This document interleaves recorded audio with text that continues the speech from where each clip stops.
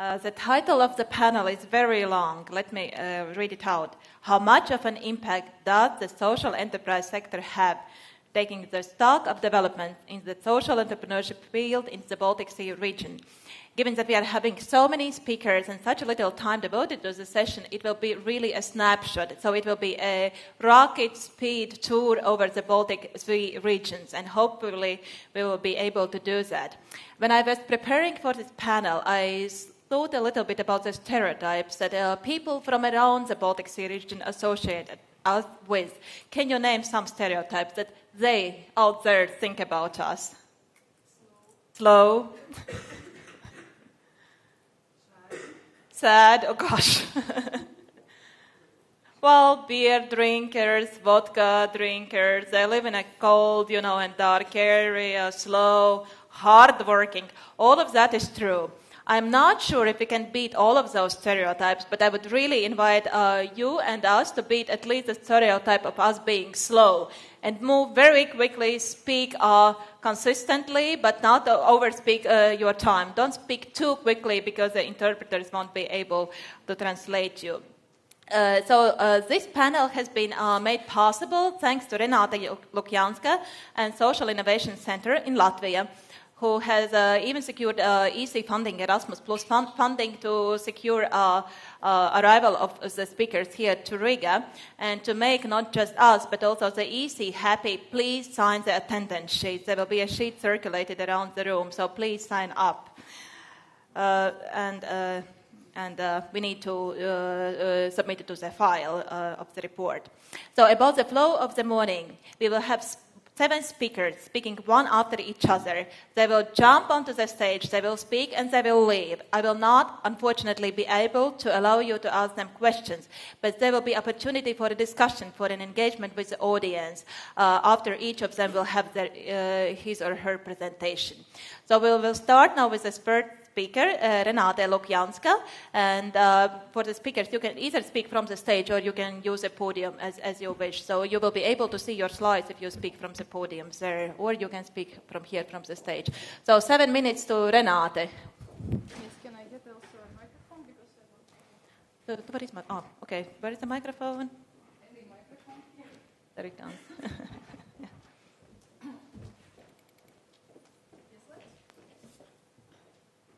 Es iedomājos, ka es runāšu latviski, tāpēc, ka lielākā daļa šeit ir latviešu, un tāpēc it kā būtu vērtīgi, kaut gan mana prezentācija ir angļu valodā.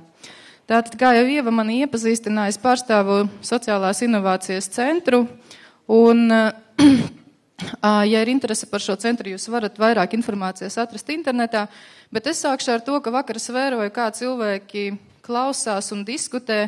Un man likās, ka šodien es arī vēlētos padalīties ar to, kādi ir mani novērojumi par sociālo uzņēmējdarbību. Pirmām kārtām es vēlos teikt, ka šīs prezentācijas mērķis ir drīzāk iedvesmot cilvēkus nekā parādīt kaut kādus konkrētus faktus. Un prezentācija sastāvēs no 2 daļām. Pirmām kārtām tas ir ātrs apskats par to, kāda ir situācija Latvijā, un otrām kārtām tas, ko mēs plānojam darīt. Tātad, kāpēc vispār ir iespējams šeit tikties tik daudziem runātājiem, ir jāsaka, ka tas ir saistīts ar Erasmus Plus projektu, un tēma, ko man gribētos vai virsraksts šai prezentācijai likt, tā kā mums ir viss saistīts ar ietekmi, ir nevis kā mēs mēram ietekmi, bet kā mēs paši varam ietekmēt sociālās uzņēmējdarbības attīstību Latvijā. Tas, ko es vakar novēroju vienā no diskusiju paneļiem, bija tas, ka man liekas, ka tieši NVO ir tie, kas virza sociālās uzņēmējdarbības attīstību Latvijā.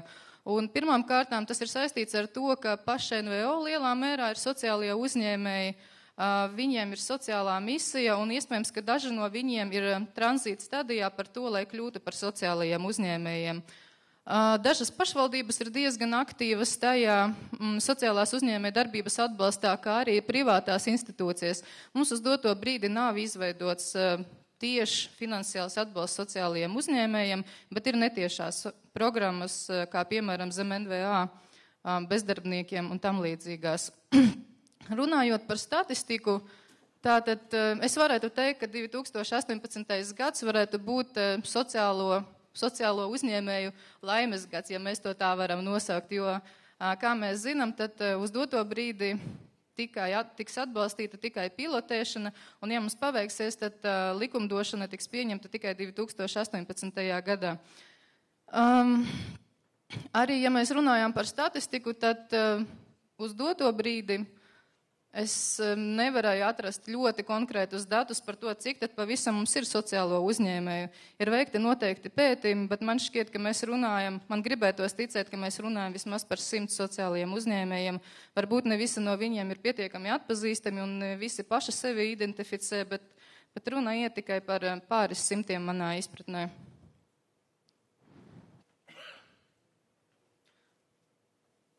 Tas, ko mēs varam mācīties, tātad atbalsts ir diezgan fragmentēts, ar likumdošanu mums uz doto brīdi iet palēnām.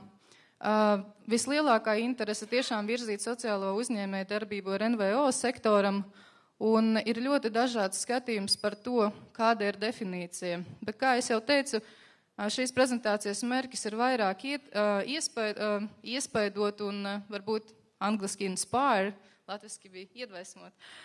Tad Bernards Šovs ir teicis, ka es neticu apstākļiem un apstākļi nav tie, ko būtu jāvaino. Un man liekas, ka mums arī jāpieturās pie šīs nostādnes, ka mēs nevaram vainot apstākļus. Ir neskatoties uz to, ka nav likumdošanas, es domāju, ka mēs varam tik un tā kaut ko darīt lietas labā. Un tas, ko man šķiet būtu vērtīgi darīt, ir turpināt šo regulāro dialogu un diskusiju, tā kā tas ir iesākts fórumā, bet varbūt ar biežāku regularitāti, veikt noteiktas analīzes, izglītot un, protams, ka pasteikties. Pasteikties, jo salīdzinot ar Eiropas Savienību, mēs jau esam daudzus gadus iekavējuši sociālās uzņēmējdarbības attīstībā. Tas, ko vēlās darīt 7 NVO Baltijas jūras reģionā, ir mūsu Erasmus projekta mērķis, un mēs vēlamies analizēt, izstrādāt vadlīnijas, daudz aktīvāk tīklot un arī izglītot.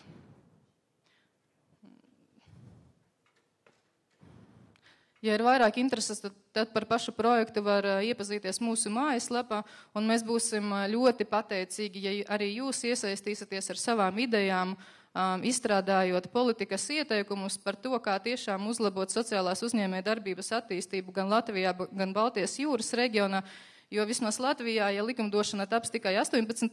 gadā, mums patiešām ir daudz laika, lai vēl kaut ko piedāvātu.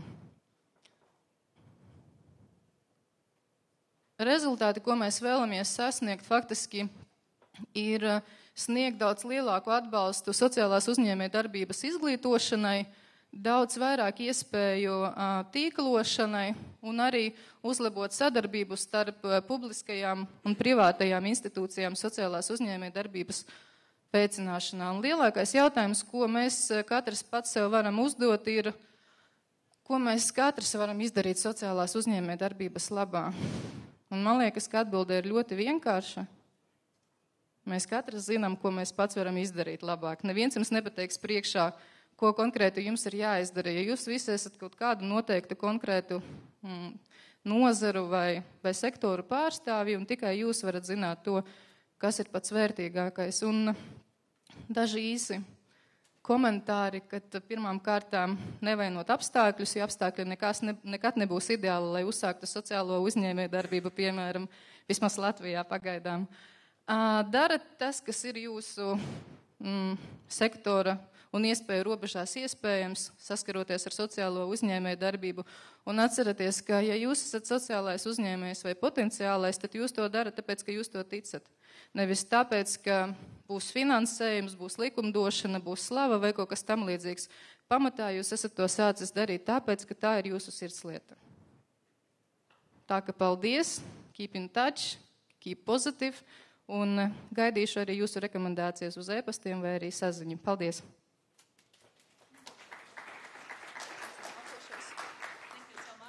Thank you so much to Renate, indeed, and also for the call of action and for the call of being positive.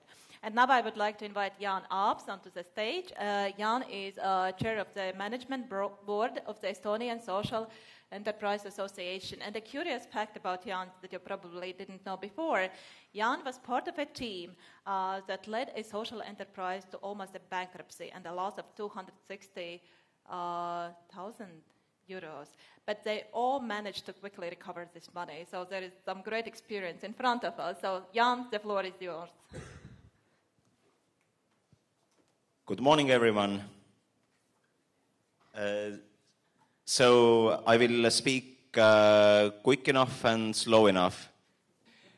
And thank you for inviting the whole panel here to this conference, because as our circumstance is that our markets are quite small. So actually, if we think about social enterprise development in the region, then it actually makes much sense to view us as one market and one stakeholder. So what can a social enterprise mean in Estonia? For example, social enterprise in Estonia can mean blind masseurs offering the best massage in the region.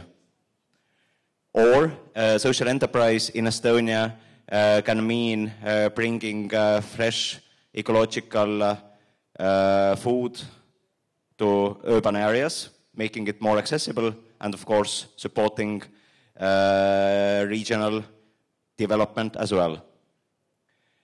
And shortly, the snapshot, let's say, from more institutional level, most Estonian social enterprises are non-profit associations or foundations. I guess you have the same legal forms in many of your countries as well.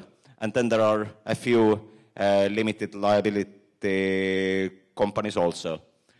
And there is Estonian Social Enterprise Network, and also some other supporters who started supporting social enterprise in Estonia approximately from the year 2005.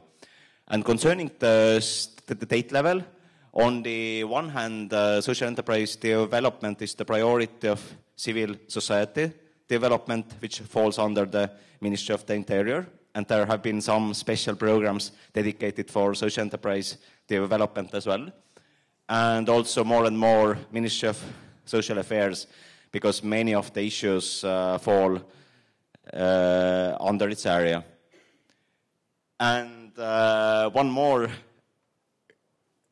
remark, in my opinion, as one of the leaders of the movement, it's a mixed blessing that social enterprise has grown out of civil society, because it means that the heart is very, very big, and usually the movement is very much in connection to the needs of our society. On the other hand, connection to civil society means that much of the experience and attitudes and skills are not very helpful in establishing sustainable enterprises, unfortunately. So we have done, thanks to the European Commission, some statistics as well. So very, very briefly, you can just have a look at the numbers. So they are reflecting 3 years of development of Estonian social enterprise sector.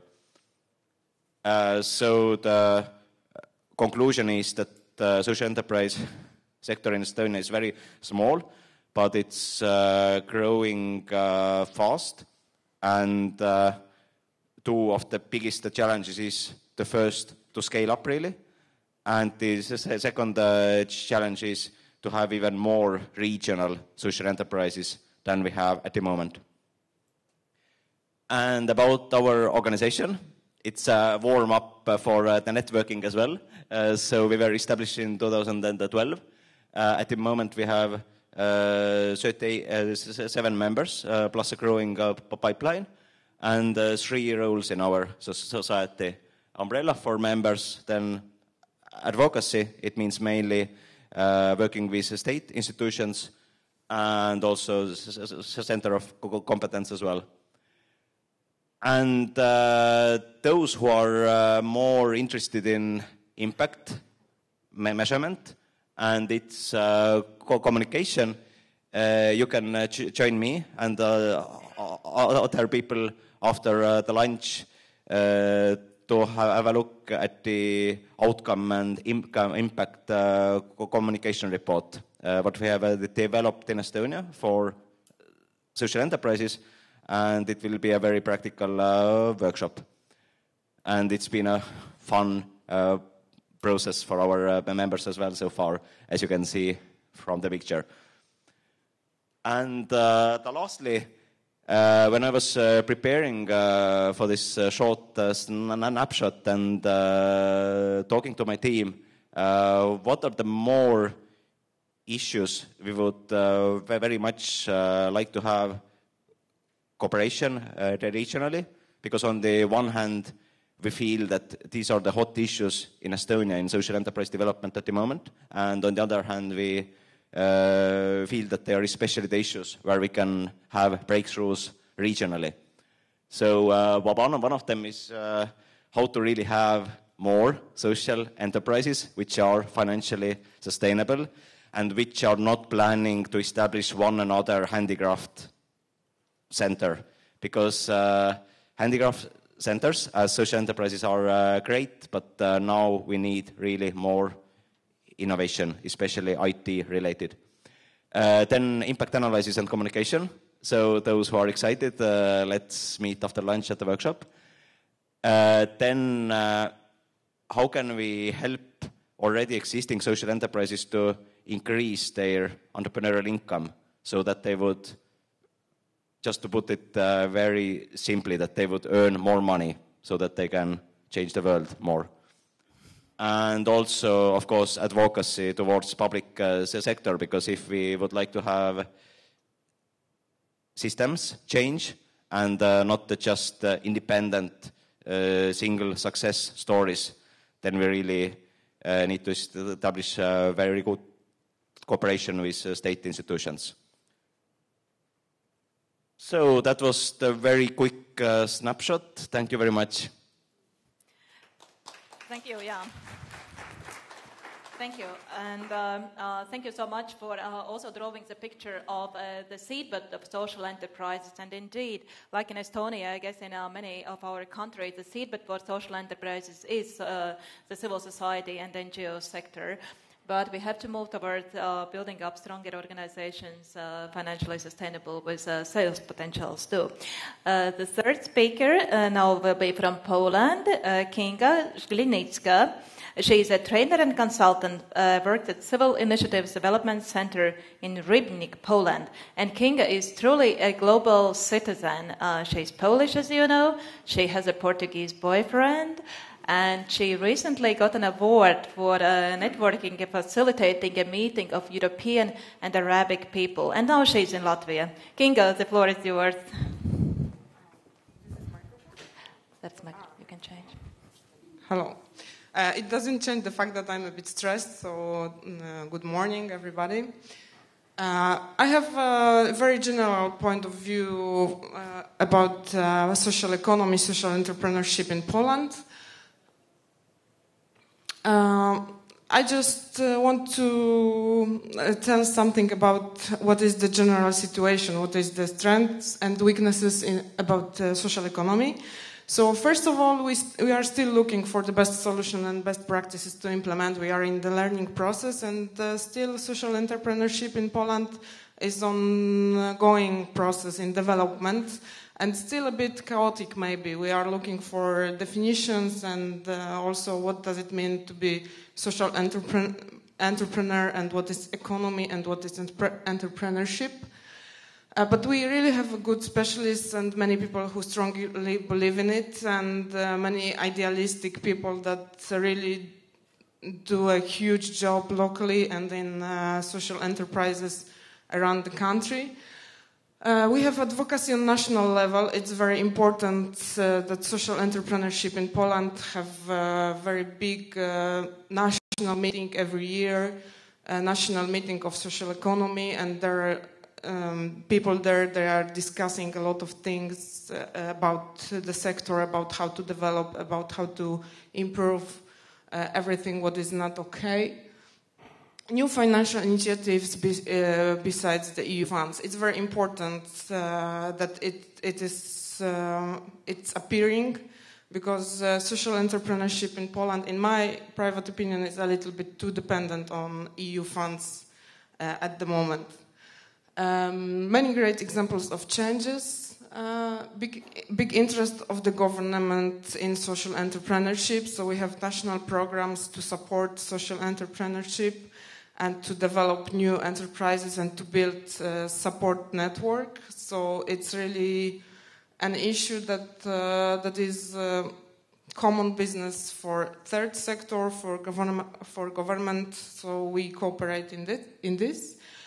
And we have a lot of diversity in social entrepreneurship field, and also we increase our cooperation with business, because the problem is that we start to talk about business, about making business in the group of the people who never made business before, who were always supporting other people, who were always working in third sector, in social issues. So it's really difficult to start to think in business way about development.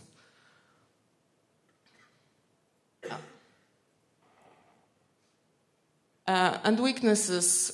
As I told, big dependency on EU funds. This is the situation that should be changed very soon. In my opinion, a little bit too much system, too less entrepreneurship. So we have a big network of support, but I don't know if it has enough impact on building and creating new enterprises enough, because a lot of money are put it in the system. So I think we could expect more from such income. Complicated procedures and bureaucracy. This is one of the reasons that new social enterprises are a bit in troubles at the beginning, because the path to develop the business, the path to develop the enterprise is the same as for, or even maybe more difficult, because it's something new than traditional business. So it's very difficult, especially for excluded people that are trying to establish their social enterprise. And only few social enterprises are able to act independently on the market, that they don't need any support. They just take money from their clients who are buying their goods and their services. So it's also a difficult situation. And many social enterprises fall down quickly because of all these weaknesses.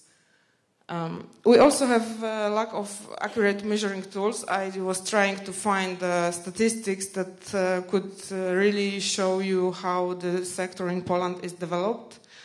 But it's very difficult, because first of all, the sector is very huge. Many entities are involved, or we recognize as social economy, social entrepreneurship sector, and it's it's not easy to show how it's what is the quantity and quality of the jobs in social entrepreneurship. So we are still, as I said, in development process, and we are looking for the best solutions, but we are learning still, so I think we will manage. This is the words of our former vice premier, that was one of the governmental members that was very friendly and very supportive for social economy.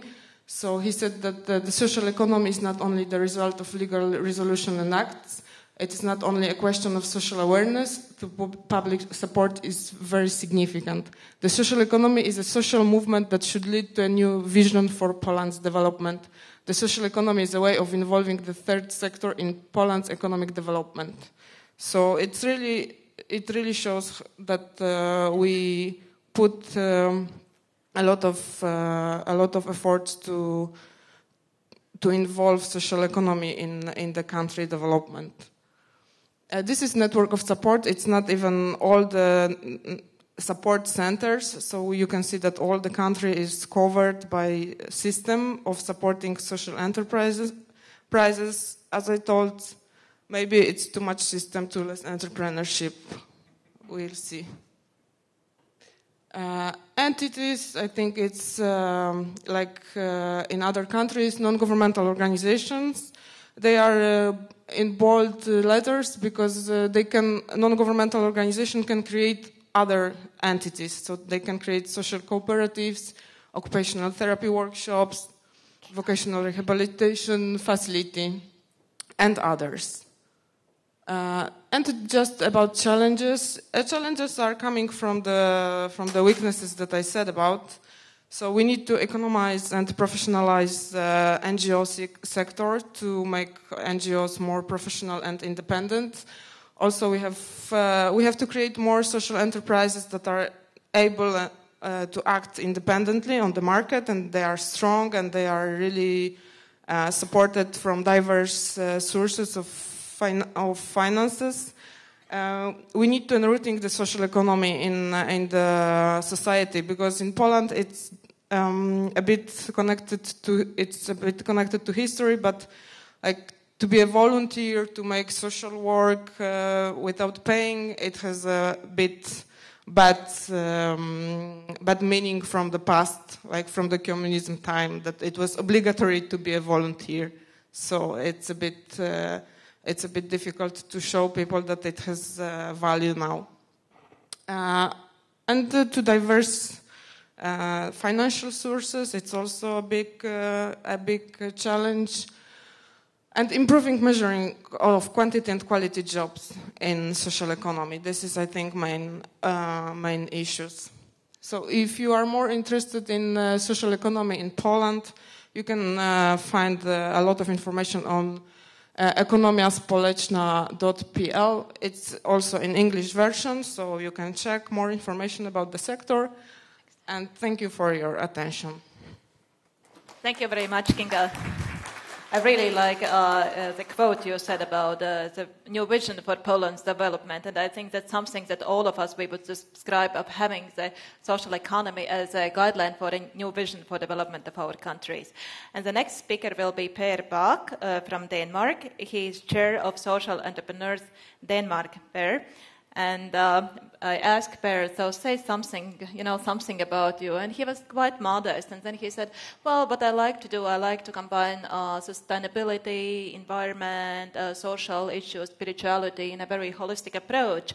And then I asked, are you meditating? He said, yeah, I'm doing Aikido. So this is, I think, the recipe of managing to holistically approach many things. You have to meditate and you have to do Aikido. But he will not kill us. He doesn't have the black belt yet. The floor is yours. Thank you. And thank you for the invitation to come here and give a brief statement on the social enterprise situation in Denmark. So in the last couple of years, there's been a lot of focus on this, and particularly the Danish government has put a lot of focus on the area and actually hope that this will save the problems with the excluded people getting a job. So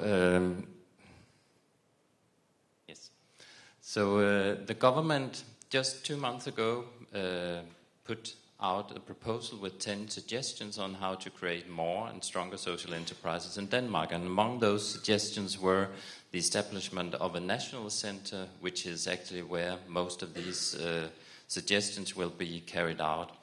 Among the other suggestions were a national council that would put with VIPs and important people from business area will put a lot of focus on social enterprises forward, and a PR campaign that will sort of set focus widely among businesses, among public institutions on what social enterprises is and the possibilities in social enterprises. Also, the development of measurement tools will be a priority for this center, and a legal structure for social enterprises. I'll come back to that in a little moment. EU funding has not been all that important in Denmark, but I think with the new rules that the structural fundings will be prioritized as support for social enterprises in the future. This will probably give we will hear more about it, and probably Danish social enterprises will use this opportunity more in the future. Other drivers important drivers are big foundations. Actually, big foundations have given huge donations to incubator programs and for individual social enterprise support. For example, a social enterprise that fights food waste have gotten support for 2.5 million euros. So this is really huge amounts that makes it possible to go really forward for one social enterprise with and realize their idea. The Social Capital Fund, den sociale kapitalfond, has investments in social enterprise and has a portfolio on 6.7 million euros to put in social enterprises like investment loans. They also run 2 incubator programs, Social Startup and the Social Growth Program. KBH Plus is another incubator funded by a huge foundation, the Asker Foundation, and Reach for Change, of course, you know from here. Swedish CSR initiative has just started up in Denmark and has also a huge funding for one social entrepreneur. Then municipalities, you can say, are drivers too. This is all about to happen. So many municipalities are in the last few months actually starting to allocate funds and allocate resources to do an effort to start social enterprises. Voluntary organizations and social entrepreneurs, actually this is not in a prioritized order because they should actually be in top, are of course also drivers of this development. If we look briefly on the organization, you can say Danish Chamber of Commerce is a quite normal business organization or interest group, has around 200 members and some social enterprises among its members. I think 80 members are social enterprises actually. The corporation is the co-ops, have 180 members and probably 15 members are social enterprises. Social entrepreneurs in Denmark, our organization is more a networking organization, and we have around 120 members, and then there's also a few local networks that organizes social entrepreneurs and social enterprises. If we look at education, there's the Center for Social Entrepreneurship that run a master in social entrepreneurship. There's a Copenhagen Business School that run small courses in social entrepreneurship and in the startup of social enterprises. And then some voluntary organizations also started to make small education, small courses on how to start and build a social enterprise. The statistics. Briefly, there's a little bit difference in how you define a social enterprise, and there was made 2 pieces of research last year. One came up with this 115 social enterprises in Denmark, and the other came up with 300. So of course there's not totally agreement. We go for the 300 because we think positive. So if you split that up, you can see that many social enterprises, almost half of the social enterprises in Denmark, have started within the last 6 years.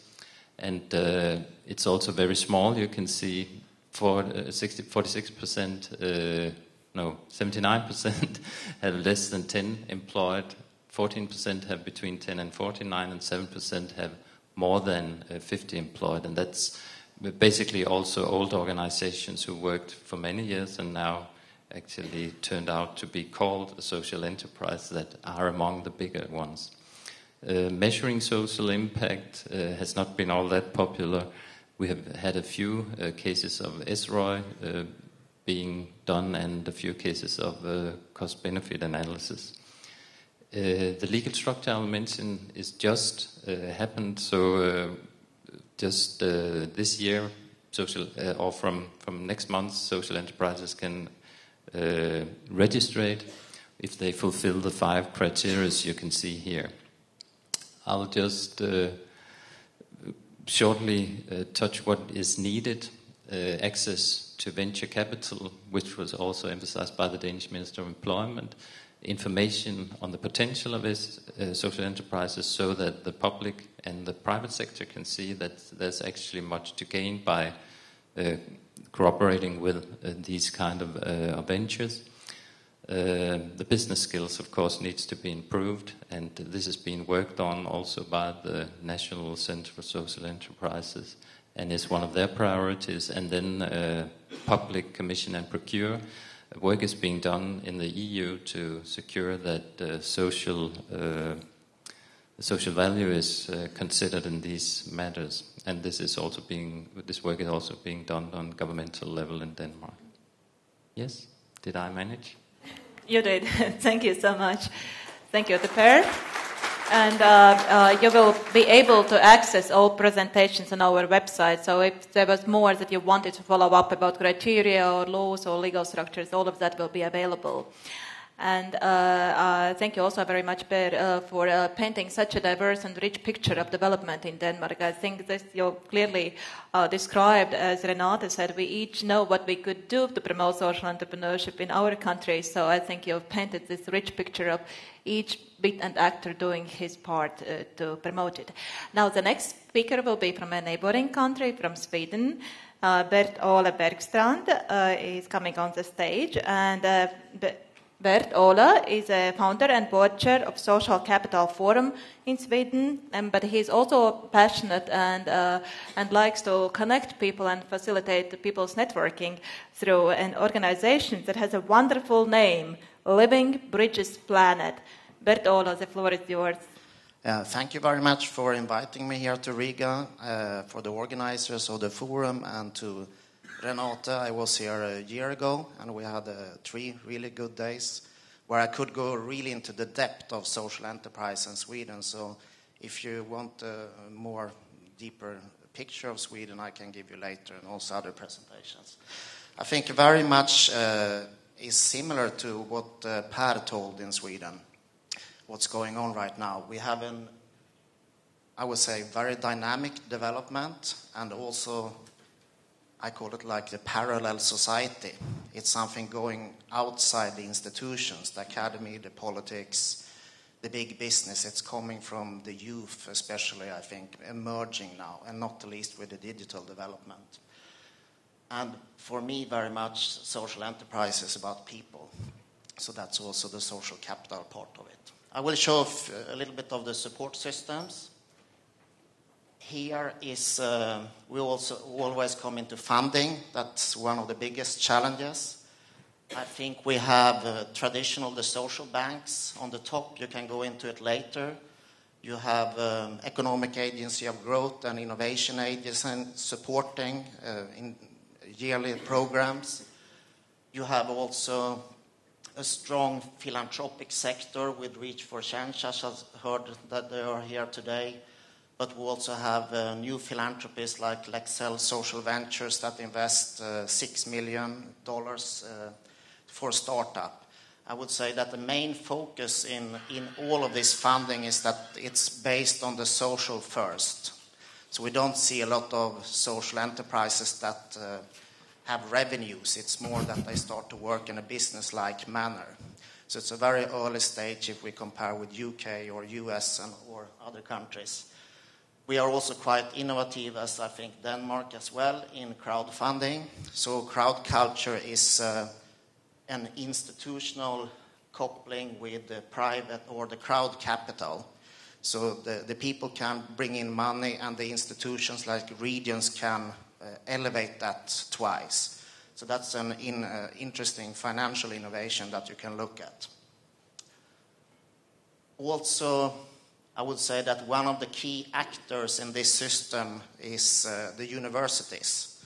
So they are very often in progress and supporting accelerators or incubators. And they are spread more over the whole of Sweden. You have Lund University, who is progressive. You have Stockholm. You have the Mid-Sweden Science University. And also there are some new examples coming up here. we have something called Sphinx, which is focusing on work-integrated social enterprises. And that's also European funded. But in most cases, they are funded with government support or university support, teaching. Also here we have intermediaries, not seldom. They are the universities themselves who are supporting the system.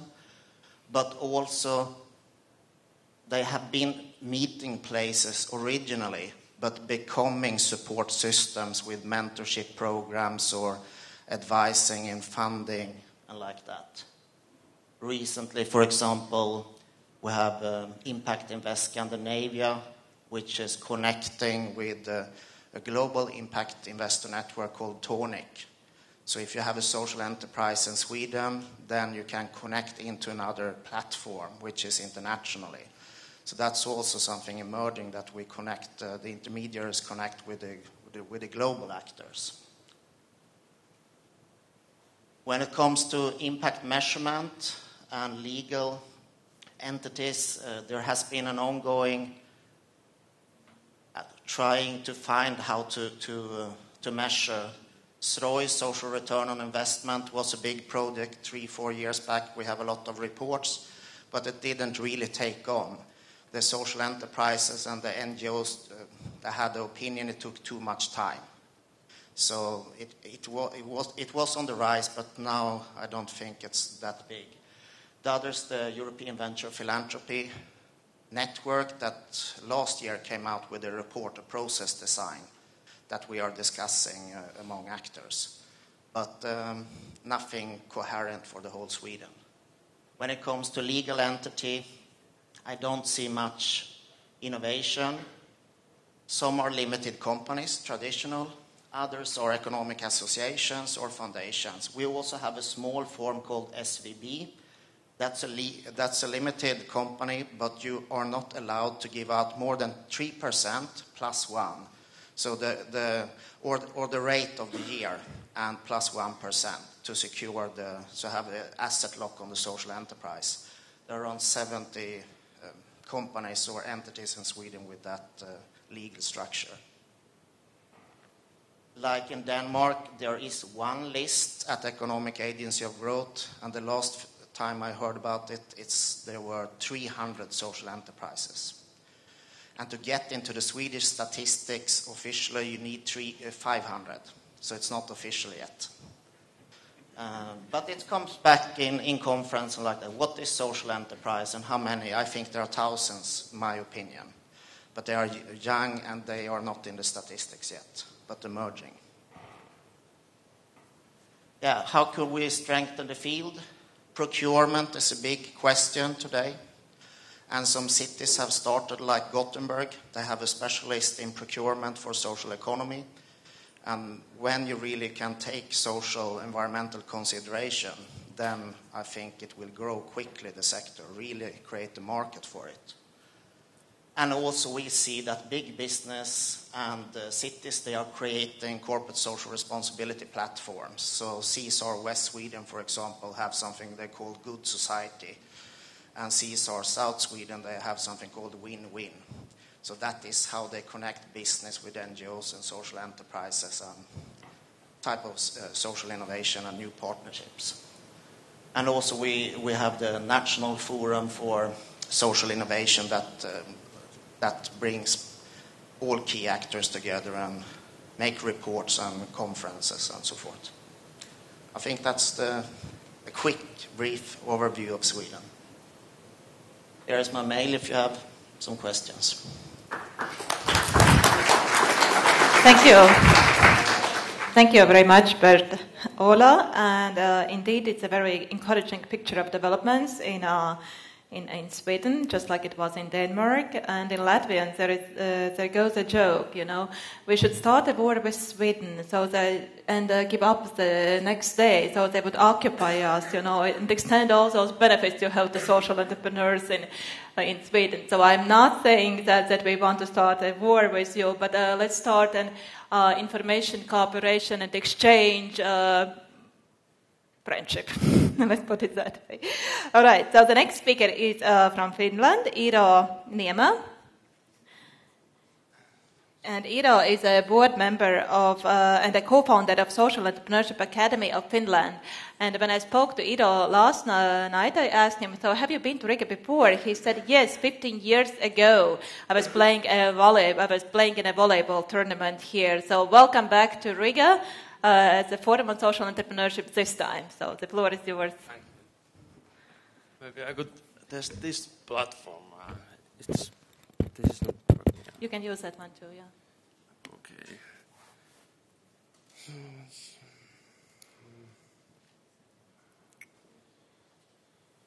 So, I'm very pleased to be here. We have a great team, and it's, I think, very unique possibility to be in a group where there's so many perspectives from different countries. And I come from a cooperative where we have, or where I have less than 10 people, 10 colleagues, and most of those have a lot more experience than me. But since 2011, I've been in this field, and I've been sort of a social media or international geek, so that's why I'm here. Here I built on the expertise of my colleagues. Some of them have been involved in EU projects, and I think we have a similar kind of tradition as other countries, like a long tradition of social economy and cooperatives, and also in Finland there's been maybe a bit of confusion around the terms. In 2003, the law for social enterprises, or actually for social integration, social enterprises, was passed. And as maybe in other countries, not all social work integration social enterprises are actually social enterprises. And that's why we came up with a new term in Finland, in Finnish, called yhteiskunnallinen yritys, which is direct English translation would be societal enterprise. And that term was established in 2010. And here I've listed some developers. For example, the Ministry of Employment and the Economy. They have had some special programs and reports and research on what should be the role of social enterprises in Finland. And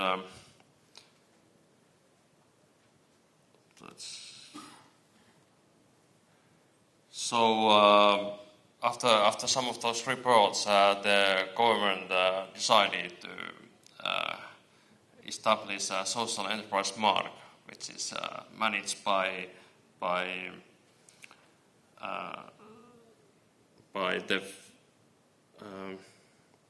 the Association for Finnish Work, and they have also some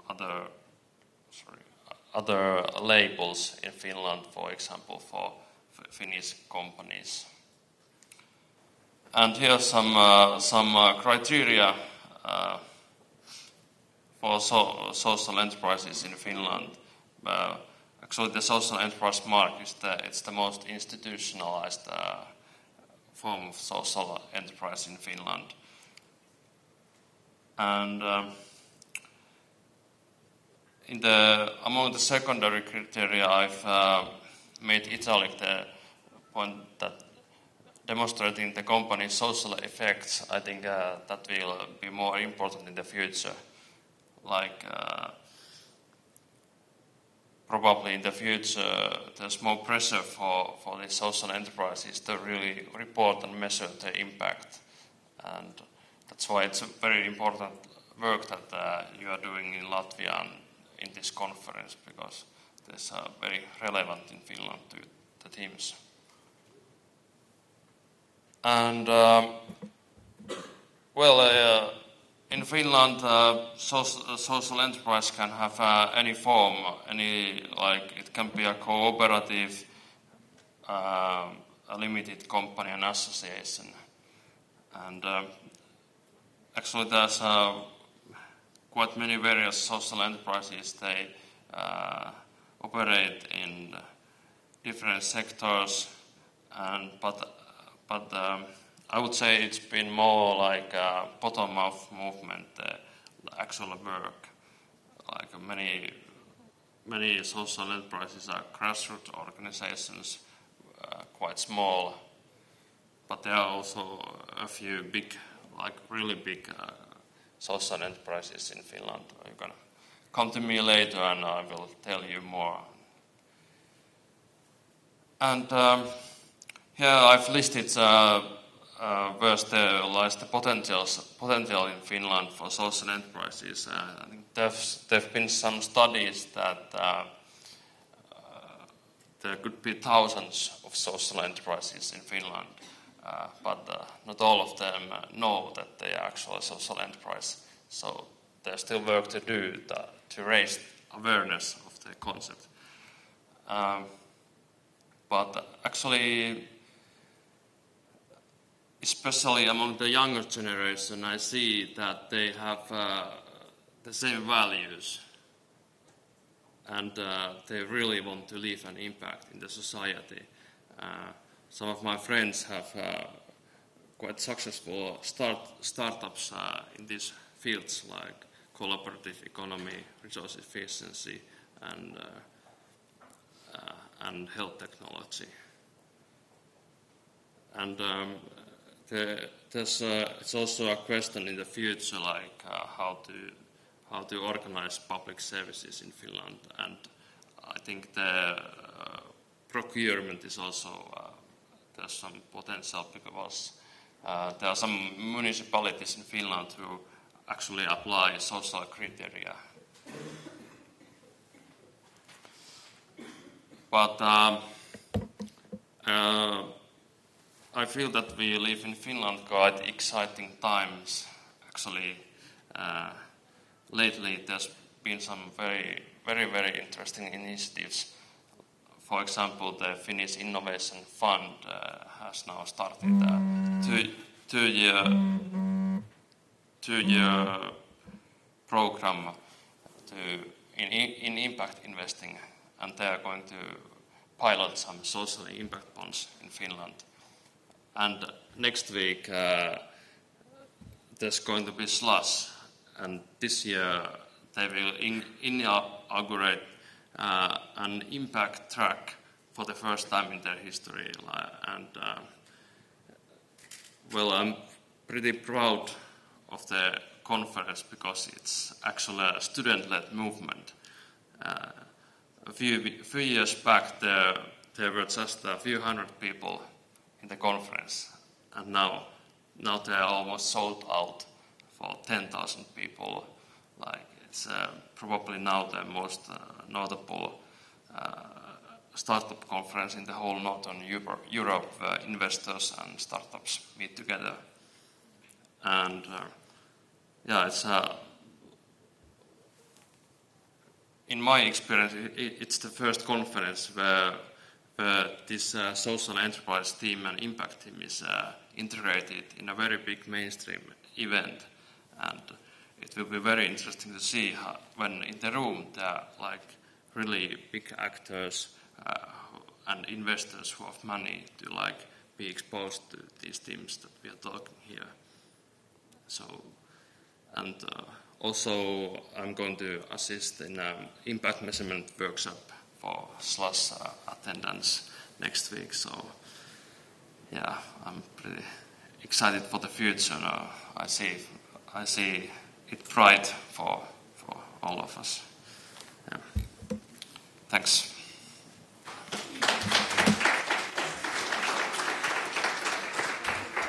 Thank you so much, Iiro. Can you imagine 10,000 people gathering together in less than a week's time in Finland? So everybody in Finland will have heard about social entrepreneurship after that.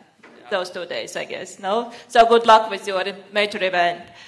And the final speaker will be from Lithuania. Unfortunately, Mindaugas Dainis could not come because of family reasons, but we are having Monika Stankeviciute from Lithuania telling us about social enterprise developments in Lithuania. And Monika is working with Avilys, which is a co-working space in Vilnius that occasionally hosts even up to 50 people at the same time. NGOs. Even NGOs. Okay, the floor is yours. Yeah, so good morning, dear colleagues. Probably my presentation will be the shortest one because only yesterday in the late evening, we realized that Mindaugas won't come, so I have to prepare something and it is like still the honor for me to stand here and present Lithuania's situation for you. So, can I get this thing? Oh, thank you. I have only 5 slides. First one is this one, and the last one is my contacts. So,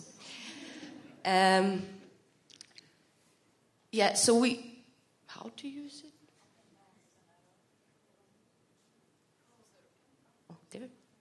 Oh, thank you very much. So basically we answered those 3 questions provided. So the first question was, who's the main stakeholders in Lithuania? Who's taking care of a social enterprise concept in our country? So basically, the main stakeholders is our NGOs. We have around 5 NGOs who are mainly working in this field and mainly working with the advocacy of this field, working with the ministries, working on the national concept. I'm proud to say that by my own, I was working on the national concept of social entrepreneurship. And we succeeded. I got the message that yesterday the Ministry of Economy, local authorities approved our ideas, and probably it will be signed by Minister of Ministry of Economy. So this was very, very great news for us because basically now we will have an approach according to what we can identify, which firms are social enterprise, which organization is the social enterprise, create the favorable environment for them, and political and economical environment. And what do NGOs are doing more? We are doing plenty of initiatives which could help us to strengthen our community. Every year we are organizing traditional social entrepreneurship and social innovation conference BIZ for the local communities, for the youth who are just interested in social innovations and want to develop some ideas. This year we had, together with UK partners and British Council, we had first social enterprise summit in Lithuania, so it was really huge thing also for us. Also, we are developing a lot of projects, and we do have now one project, strategic partnership project with Latvia, which aims to strengthen the environment in both countries, to provide the accelerator, to provide the methodology according to what it would be possible in the future to work the social enterprises, especially in the youth field. Yes, so what is more? The main ministries which is working in this field, so we were very successful, as I'm thinking that we got into Ministry of Economy, because as social enterprise, as we are seeing it, is very horizontal, let's say, concept, and that is why for us it was very important that for the Ministry of Economy would take a control as a regular businesses. And also we do have in the process Ministry of Social Affairs and Ministry of Agriculture. Why Ministry of Agriculture? Because it's taking care of the local communities, and it's operates leader program in Lithuania, which are very interested in social enterprise development, and they do have a lot of money for that. So this is very nice for us. Also, we do have Reach for Change program. It operates in Lithuania. We do have a winner here, Nerijus. You can ask him more about this idea and etc. Probably also social enterprise are using EU grants. We don't have any kind of grants directed to the social enterprises directly in Lithuania. But for example, we have in the next financial period, we will have from European Social Fund, we will have 120 million for I don't know how to explain, but like decrease the number of closed institutions. It's like child homes, it's like a senior homes, and dedicate this function for our local communities to take control and to provide maybe more quality services for those people. So it is very nice. I don't know. I really like it. What about our data? Actually, we don't have it. But if we would say we have a law on social enterprise from 2003, I think, but it is not actually social enterprises as we understand in the European Union or worldwide context. And basically, it is like a social firms, which aims to, it's like a regular business, which partly employ disabled people or people with disabilities. I heard that Finland had the same, and probably a lot of have this kind of firms. And in Lithuania, officially it is social enterprise according to law. But we disagree with this because we see more broader concepts. So basically there are 146 this kind of businesses, and there are around like 5,000 employees in there. But they agree that it is not affecting. They are investing a lot. We are providing subsidies. We are providing special tax regulation for them, but it is not working. And in Lithuania, it's under control. It is certificated by Lithuania Labor Exchange under the Ministry of Social Security and Labor. And there are measurements according to formal criteria if you are a social enterprise or not, just like 2 parts. And about the normal social enterprise, still we don't have nothing in general, like about the law, but we are working on this, and if our concept will be approved by the ministers, so then we will start to work on the law.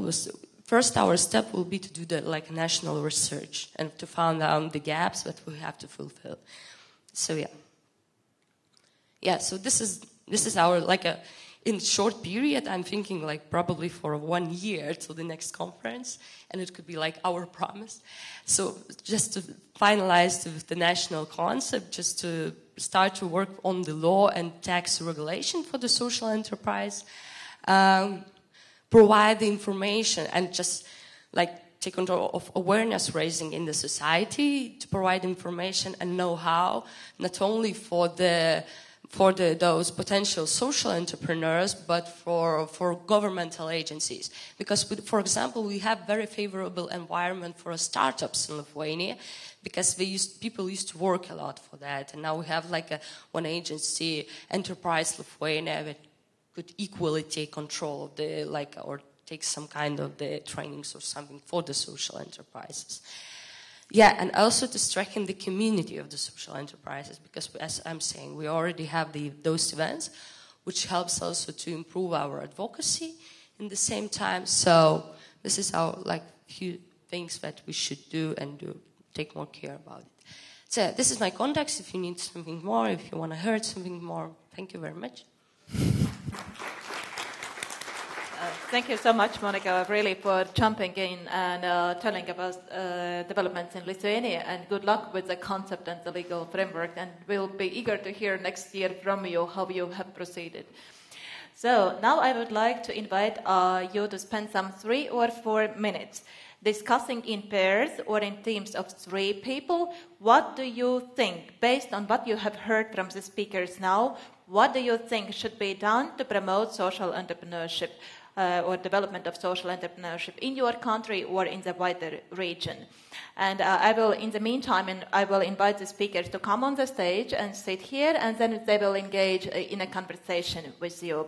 And if you wonder, there was a funny sound coming. I was giving this hammer, to kind of... No, it doesn't work. It doesn't work. But the speakers were too polite. I didn't have to use it, but I still wanted to use it. So I will use it now to measure those 3 minutes. And I destroyed the microphone. So you are having 3 minutes now to discuss in 2 or in 3 what should be done to promote social entrepreneurship development. So please do so. Turn to your neighbor.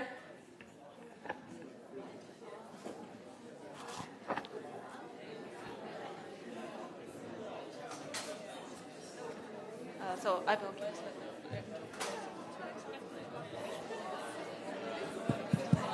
you can share.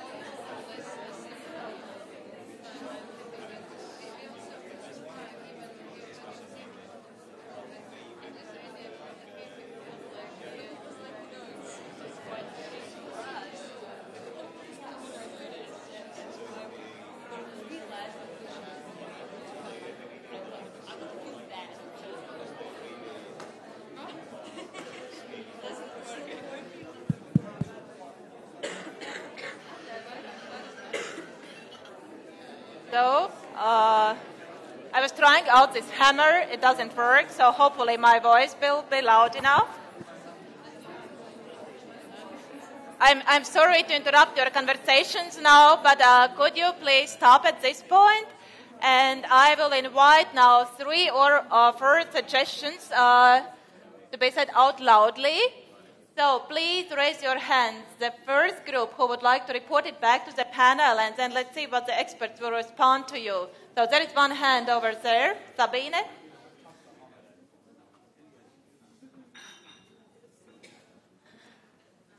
Oh, there is another. Okay.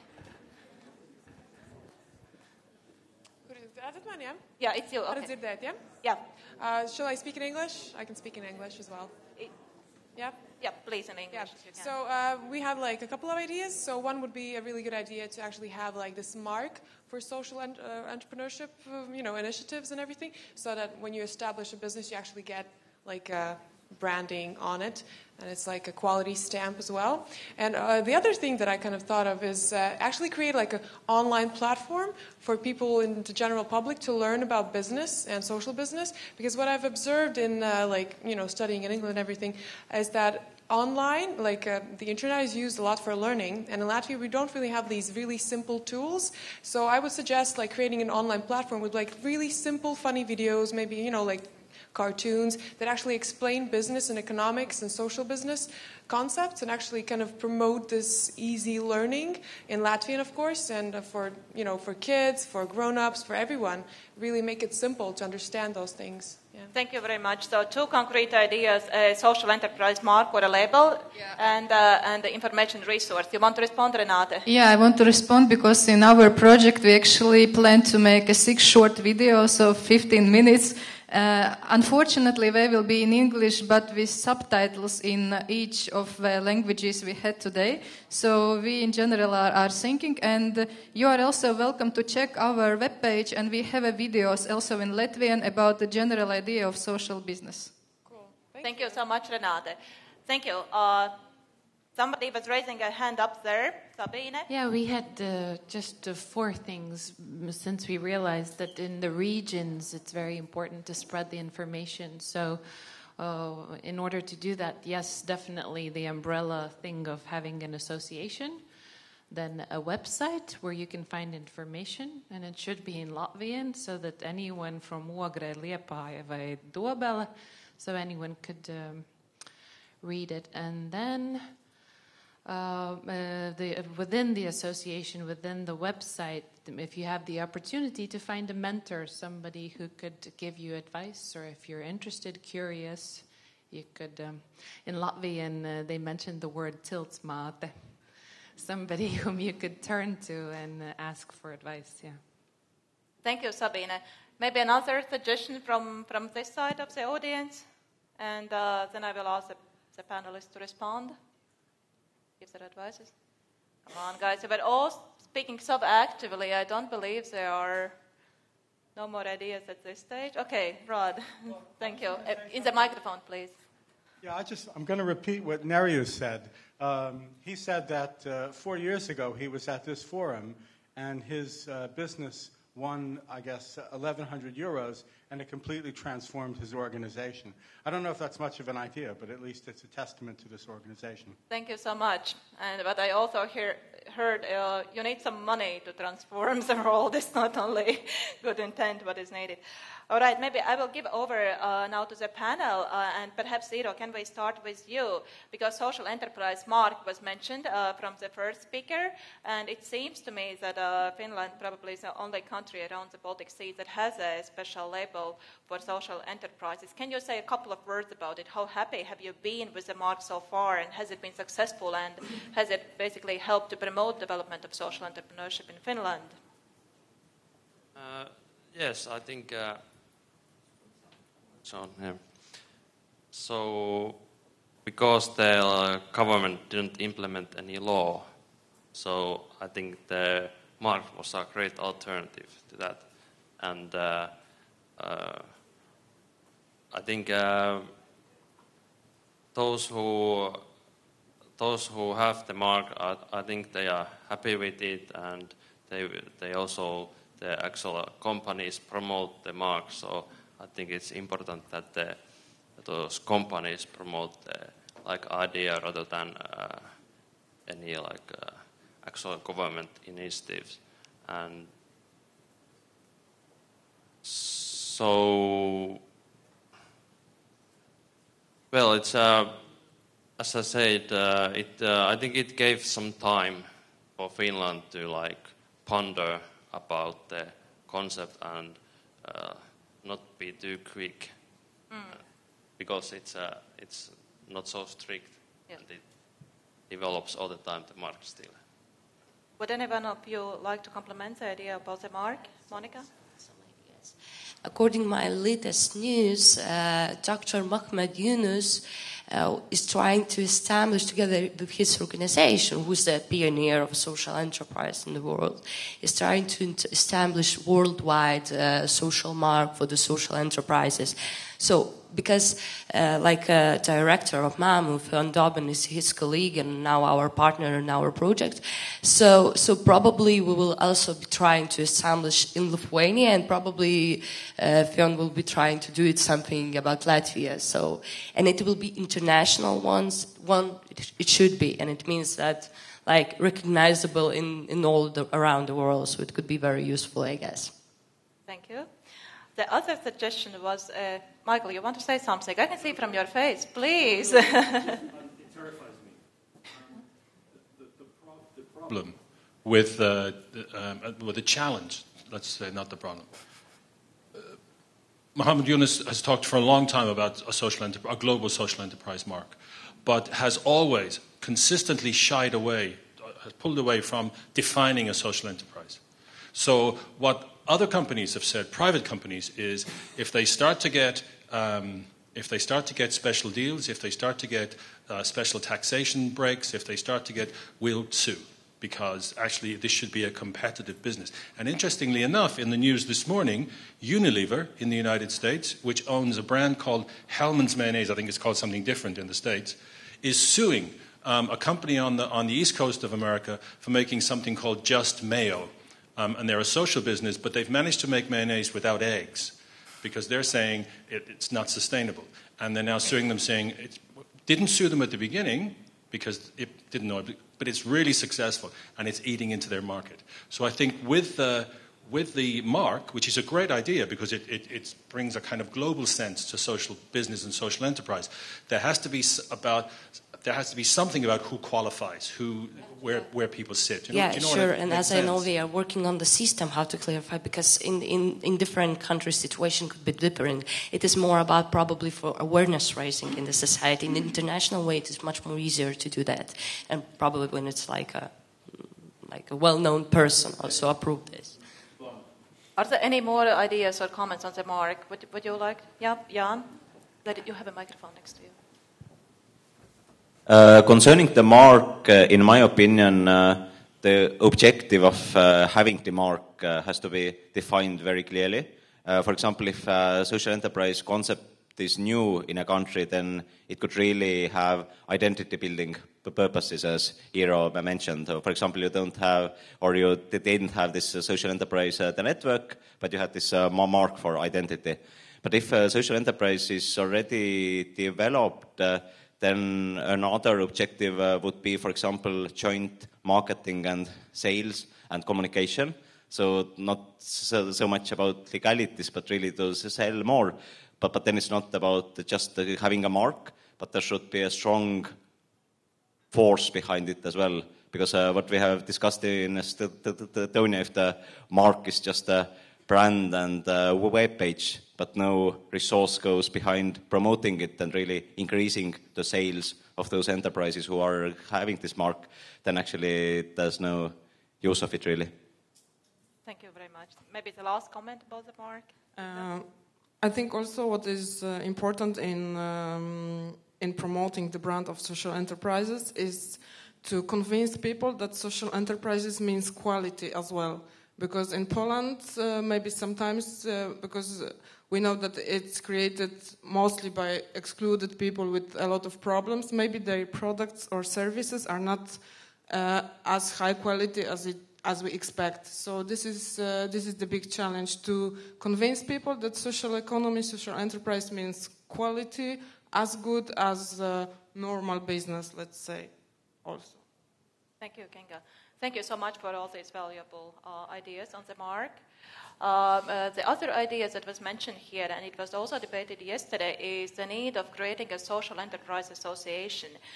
We don't have an association in Latvia yet, and so I would like to ask some of the panelists, many of you represent social enterprise associations, can you give us a feedback as to what you think is the role of social enterprise associations in driving the development further?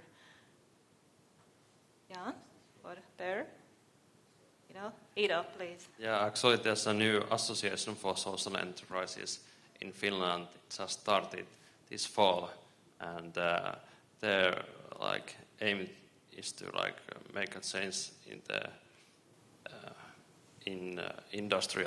They are part of the big Finnish industry association, and their aim is maybe in the future try to affect the law and so on. So. It is the same association that holds the mark. It's the same. It's the social enterprise. No, this is a different. This association was previously a informal coalition of all those enterprises who were interested, and now it's more like formal organization. So, Jaan? Joe, just outlining a couple of things from Estonia concerning the network. In the beginning, it was much about identity building. During the first meetings, everybody was very shy in the beginning, and then it was like Alcoholics Anonymous, which you maybe have seen from the American movies or TV series, like I think I am a social entrepreneur. I think I am social entrepreneur. I'm proud to be a social entrepreneur. So in the beginning, that was very important. By now, it's more and more about connecting members for cooperation, for strategic purposes. For example, on Thursday, there will be sales of the products and services of Estonian social enterprises at the premises of Estonian Parliament. So kind of strategic communication. And also, if in your country there is a need that the state institutions do something in relation to the environment for social enterprises, then it's very important to have at least one official institution who has the legitimacy, for example, in the form of the membership, who can be the official negotiation partner for state institutions. Thank you, Jaan. Per, would you like to say something from the Danish perspective? Yes, as I mentioned, there were two main organizations organizing social enterprises, the Corporation and the Danish Chamber of Commerce, which is sort of the normal venture organization. And of course, these organizations have their own agenda, you could say. So we are very new in the field and very small and have very few money. So, but what we can do is to organize the sort of startup layer or the startup environment. And I think that is very important because otherwise you get sort of interest groups that run off with their own agenda, which is to collect members, which is for the Chamber of Commerce maybe to have access via social enterprises to public procure and public contracts. So the social spirit in the social entrepreneurship needs to be maintained by a strong organization that has this kind of agenda, and also that has a wider cooperative agenda, that is not afraid of cooperating with business ventures, with public sector, even though they have another agenda, because the cooperation is what is needed in this field. So an interest group that has a positive approach to the other sectors also. Thank you. Thank you, Per. I will invite one last comment. Michael is looking. Okay? Yes, please.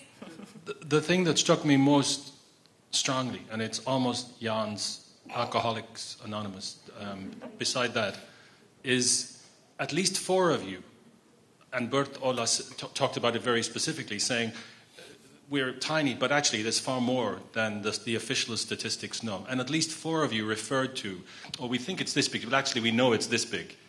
And until we start to have some mechanism for capturing the real activity of the social economy, social enterprise, the numbers of businesses, the numbers of people that sit in their kitchens or their bedrooms running little enterprises that nobody knows about.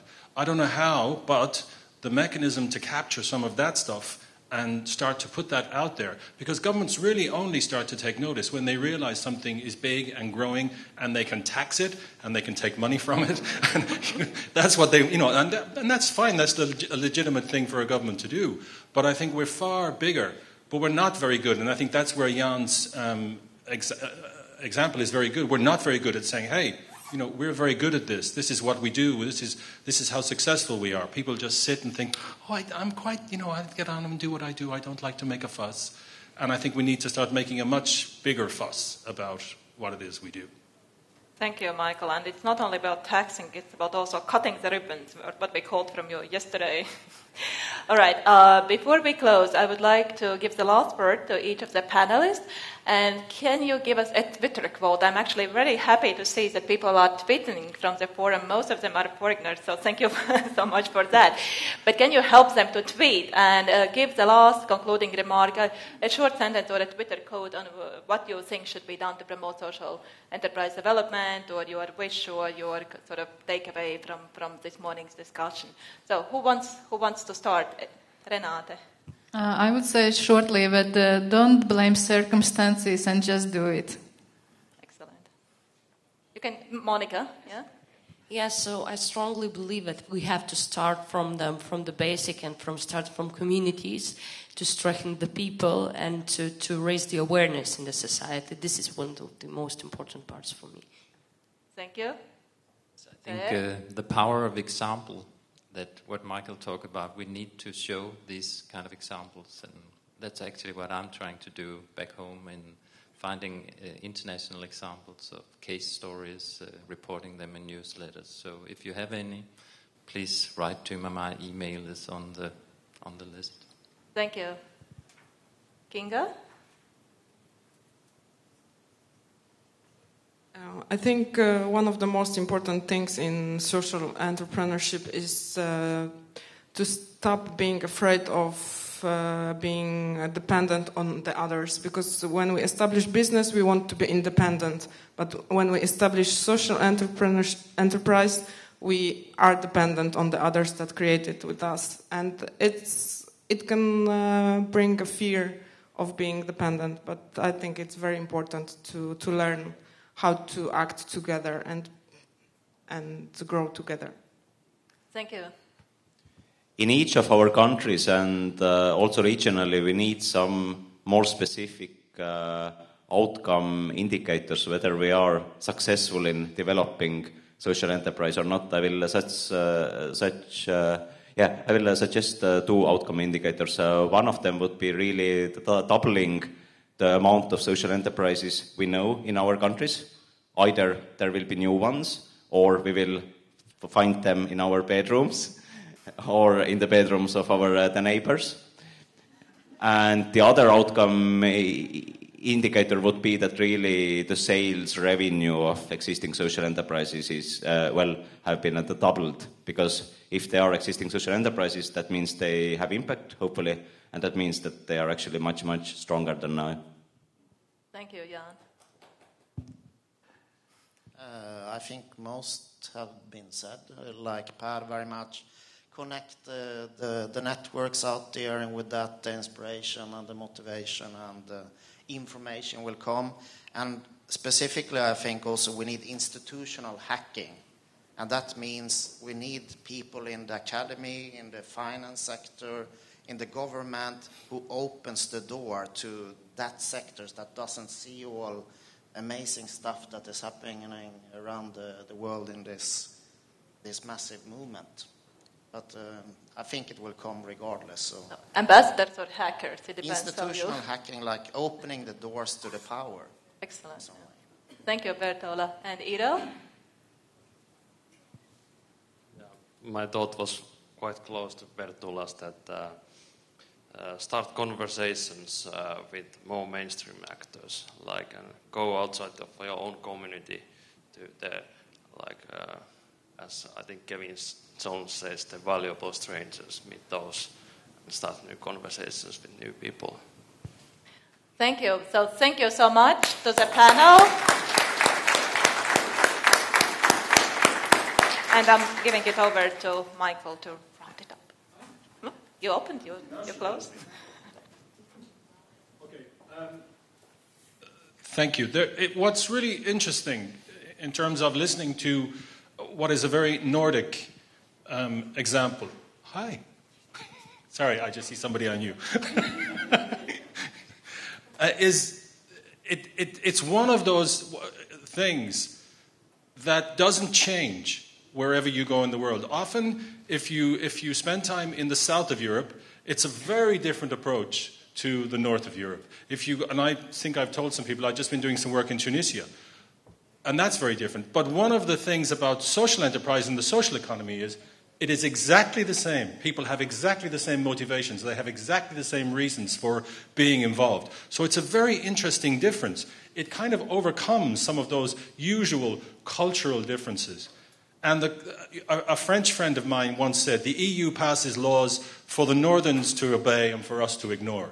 And I don't think that's true as far as social enterprise is concerned. So there's a real sense that this global movement is really that it transcends cultural barriers, and that sounds like kind of motherhood and apple pie, but I think there's a real value in some of that. So that's been fantastic this morning, and thank you very much.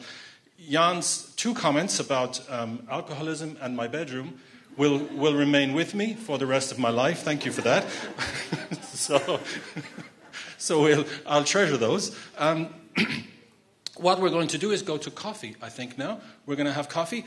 The other thing you might want to bear in mind, women in this audience, is the other thing about the social economy and social enterprise is there are far more women, powerful women, engaged in this activity than there are in mainstream business. And that is hugely important. And there's been a report published this morning, I tweeted it, from the UK, saying that they've done a huge study of startup businesses and social entrepreneurs, and women across the board pay themselves less than men when they start their business. And it might just be worth thinking, exactly, it might be worth thinking about why. Where is this gender imbalance that says I need to be sensible at the beginning, and the guys are out there saying, hey, look at that car, you know.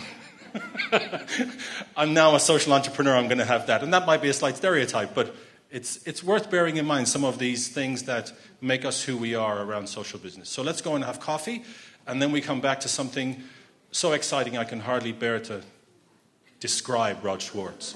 But just setting you up, come on. So, coffee, thank you very much.